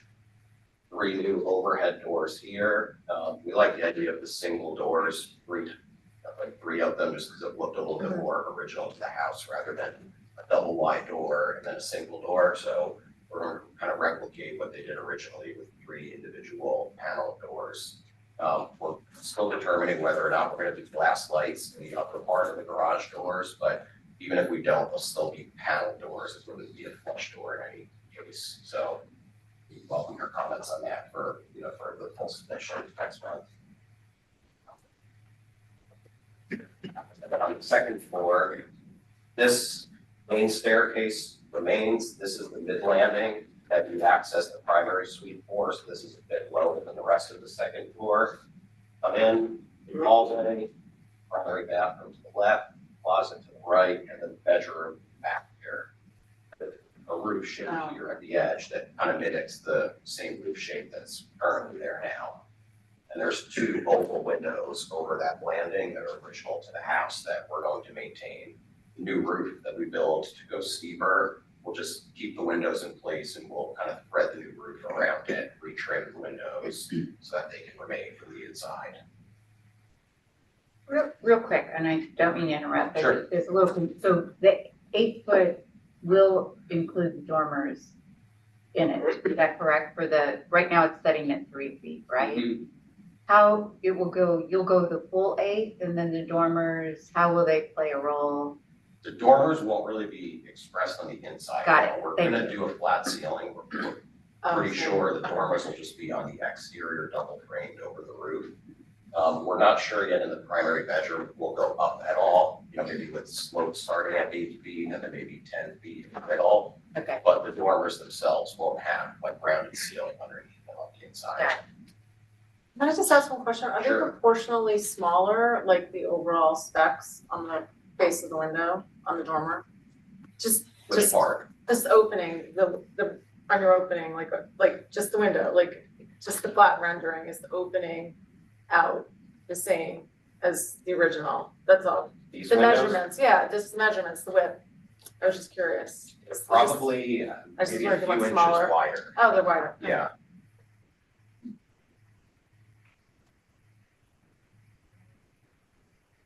Front of the house, there are no changes proposed.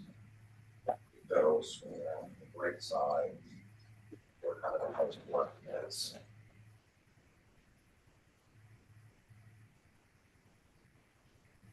Yeah, slightly, maybe just an inch or two wider, and then these are probably about 3 or 4 inches taller than the ones that are here on this side. So we come around here, the main roof here that's pitched from the lower eave height, we're maintaining that by having a lower eave height out here. So this kind of reads all as one big shed dormer within this steeper roof that you'll see from the back view. But all across here, the windows are evenly spaced, similar to existing, and over the individual garage doors. And again, we're still playing around with whether or not we have glass panels in those doors, but if we don't, they would be paneled maybe more similarly to what's existing with a smaller panel pattern. We end up omitting glass.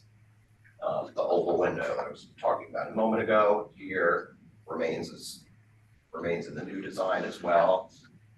We're carrying the existing brick water table that's on the main house out around to the garage addition. And then when we go out with the addition here, we're mimicking the original coin detail at the corners. And all that'll be done in painted wood trim with the same profiles as the existing.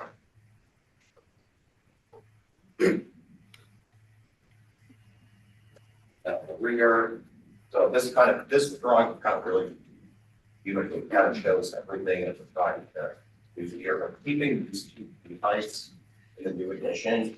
We're just making the roof a bit steeper. So it goes up a little bit higher, but it's still much lower than the brick house roof.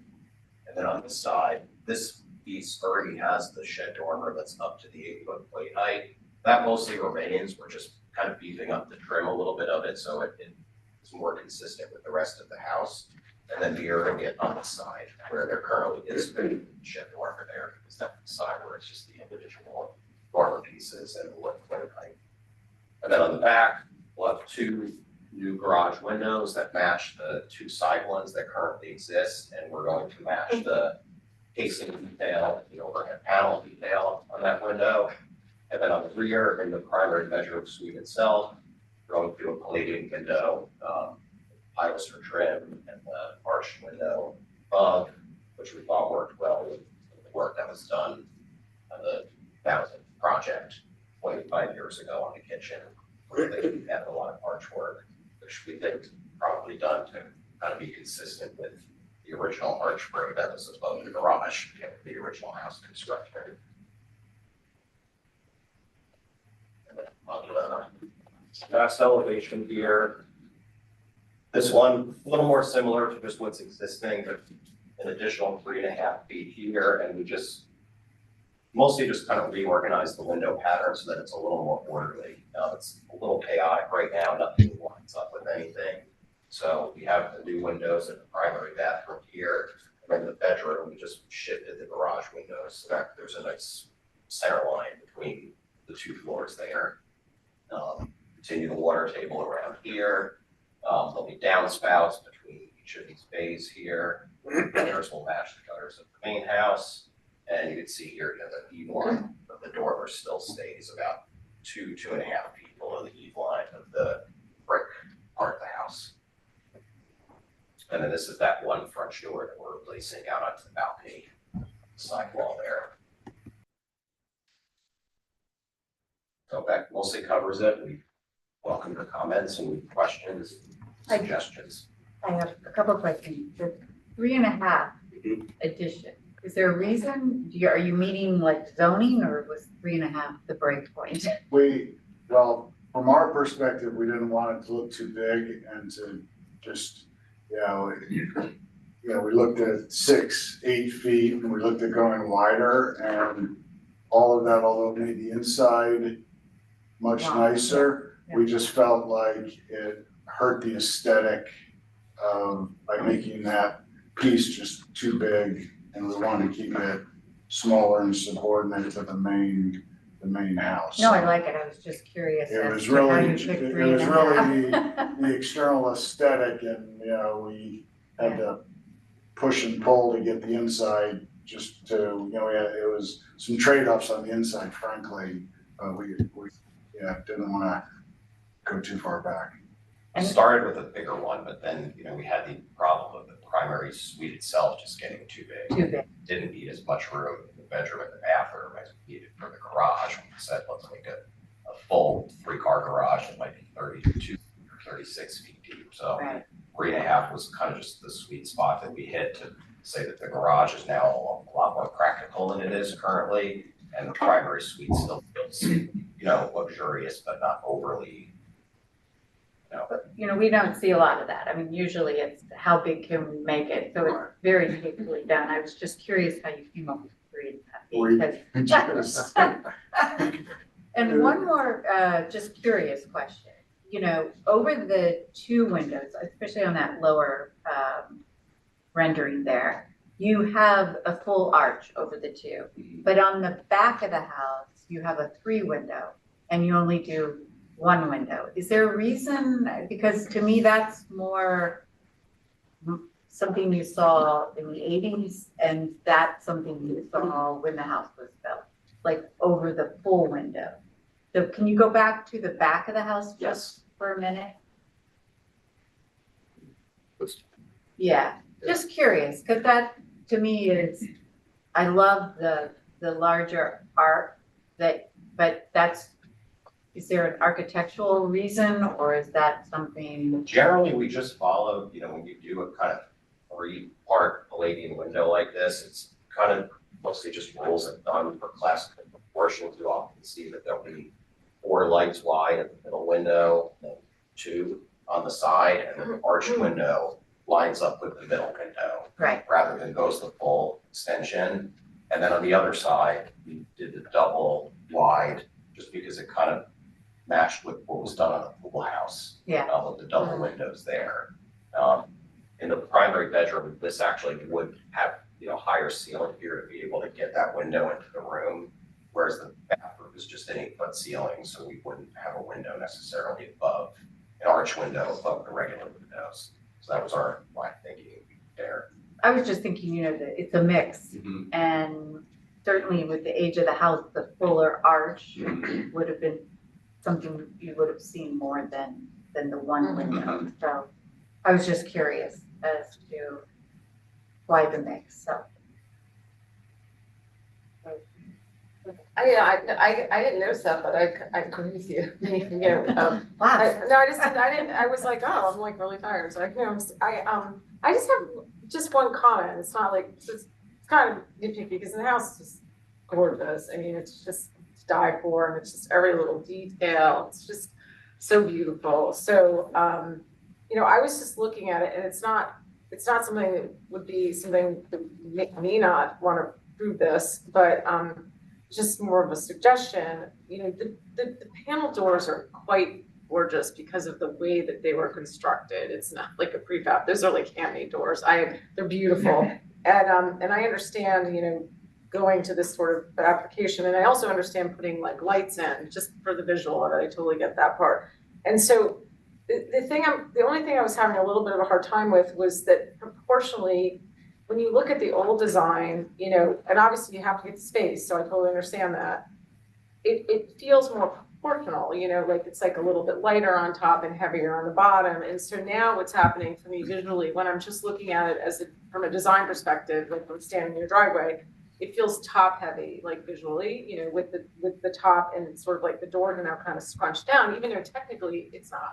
But you know, and it's because you made the windows higher, and I totally understand that. So I mean, the only thing I was going to ask is possibly if maybe there's some type of molding detail that you could give the illusion of like the garage sort of existing a little bit higher, so it didn't feel like the windows were crunching down on it. And I think that the panel doors don't do as much justice to the fine details. You know, maybe just exploring, you know, incorporating like what you had discussed, possibly putting windows into the old doors or something like that. I don't know, because it's a beautiful design, and that was obviously very picky because it's gorgeous, you know. Yeah, So we could definitely look at, we have this panel piece above the garage doors. yeah, To be able to put the carriage lights on, we could maybe make a bigger crown on top of that, that's a multiple piece. it was just literally just a comment. It wasn't not great. Yeah, but I agree with you. That's why we actually, an earlier version didn't have that panel. And by adding that panel on the top and then the gutter runs along it, I agree with you. You're trying to, we're not raising the ceiling of the Yeah. garage because that makes the whole structure go up. Yeah. But you're right, you want to make Just giving the illusion. garage look bigger, and that's why that treatment above the doors. You know, I'm also wondering if we don't go with the windows for the garage doors, if that'll make it feel heavier. I'm not really. I think you could do the windows still. I just think it's that garage door to me belongs in my neighborhood. You know, I'm just saying, it's just like where it's sort of like a hodgepodge of different styles, like, and it's not as well thought through, and, you know, this is a very elegant neighborhood. We like the existing garage doors. Yeah. It's a lot to keep cleaning them all the time. I know. We like it. That's all, it's just, Yeah, we could definitely add more panel. it's really quick. Any other? Yeah, I just got a couple really just comments. Beautiful house. I love the design. Everything looks great. Just question, on the back of the garage previously, the existing windows had shutters on them. Was there ever a thought of having shutters either on the side or the back again of the new windows, or does that not really fit with the design as it is? Because on the back of the garage existing, there are shutters. Yeah, we did look at a few options with them. We ended up with this design for kind of an increased window trim detail for the individual windows. Here it's got more of a pilaster rather than just a 4-inch casing, and we ended up just landing on that, thinking that if we did shutters for those, that would kind of obscure that thinking trim detail that we're doing. So we ended up not going with shutters for that one in the house. Yeah, okay. And the only other thing was, and this is more of an aesthetic thing, I noticed that existing, there are cleats on the roof, you know, of the garage. Were you planning on putting them back when you redo the? Yes, yeah. Okay, we'll so have those will snow be guards that The match. snow guards? Yeah, the snow guards, Yeah, those will be. Okay, no, great, that's, otherwise, great job, everything looks awesome. Yeah.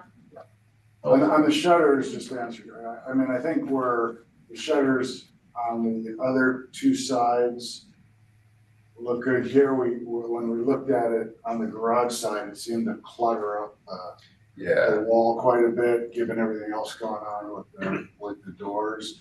The other two sides, we're gonna, you know, we actually have trees that, you know, landscaping that covers a lot of the sides. I'm not really, you know, putting shutters on the other two sides would be fine one way or the other. I'm not sure, you know, once you get all the land, you know, hopefully you can save a lot of landscaping, but once you get it in, that all gets fairly covered up anyway. Gotcha, okay, thanks. You want to? I just have a comment. I walk by this house every day too. It's one of my favorite. Thank you for doing such a great job of preserving this. From what I am understanding, they were just suggestions, but anything that you go back and think about, some of the suggestions that maybe were made. And certainly, we can't wait to see the whole piece so we can vote on it. But I think gotten great comments back and great job and thank you. Yeah, we'll have cut sheets of the windows and garage doors for the next one, and we look forward to getting started in Matthew's comments formally for the next round. Perfect. So when do you think you will be back in January, February, do you know? We're planning for the January 8th hearing. We should be able to have this and have everything submitted by the December 18th deadline. So that's our plan. Okay. We look forward to seeing it. Great. Thank you very much. Thank you for your time. Thank you.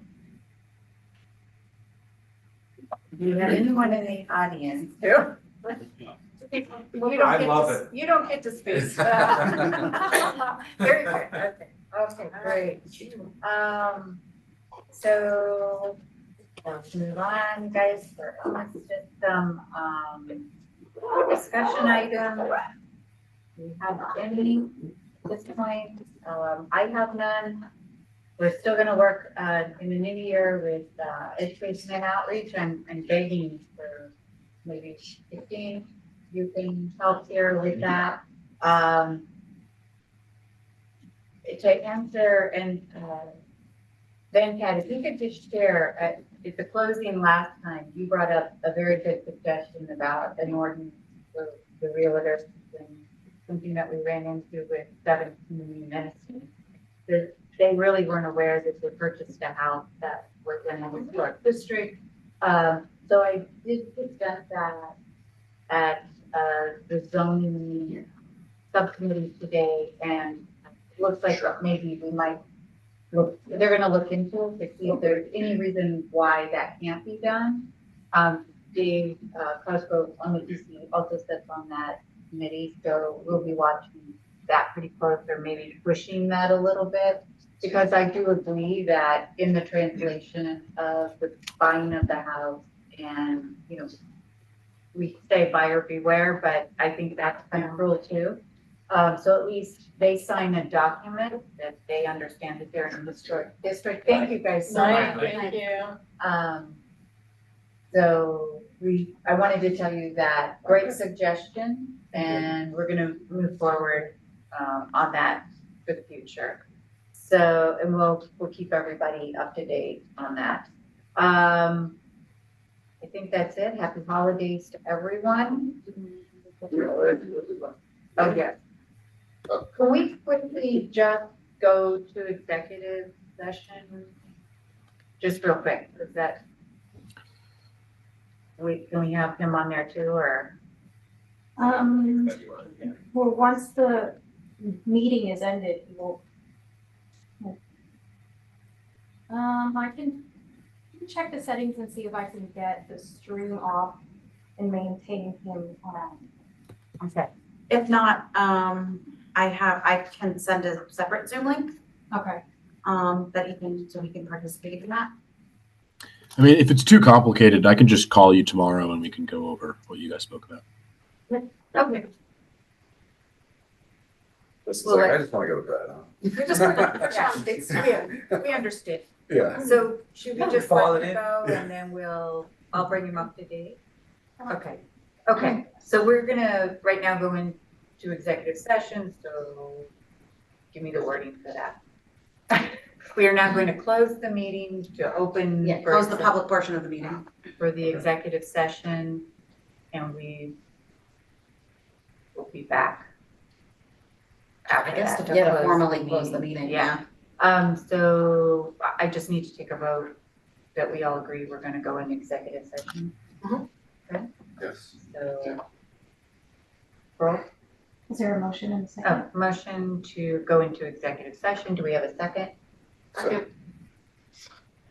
Allison Canfield, Yes. Brett Jenkins, yes. Gary Rosen, Yes. Christine Best. Yes. Venkatesh Chatlaval. Yes. So Justin, we'll see you later. All right. See you guys in January.